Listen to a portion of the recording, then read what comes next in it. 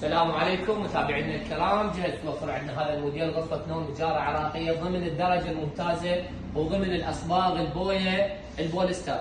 هاي الغرفة تكون نجارة عراقية داخل صاج طبيعي 4 ملم، المجرات كلها تكون حفر.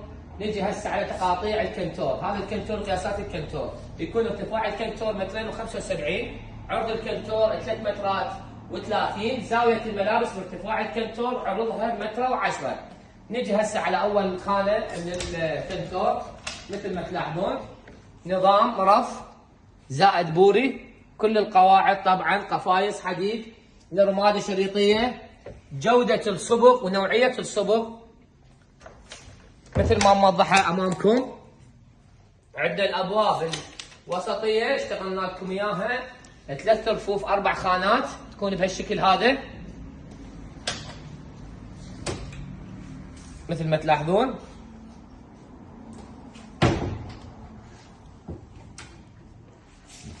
نجي هسه على الابواب الثانيه اشتغلنا لكم اياها همين رف زائد بورة علاقه، تكون بهالشكل هذا.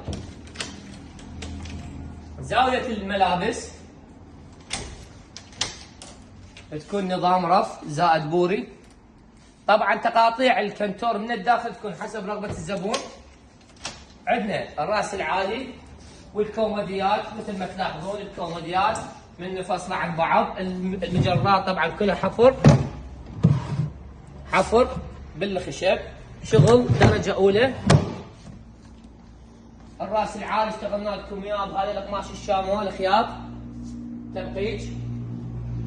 الشازلونه او الراس الناصي مال هاي الغرفه يكون نظام قاصد مثل ما موضح امامكم، كله بلوك.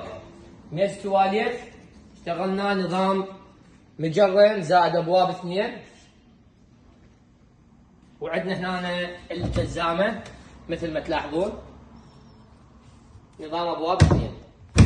طبعا شربايه هذا الموديل بلايود 18 ملم 6 ارجل، وشايفين كل الخير.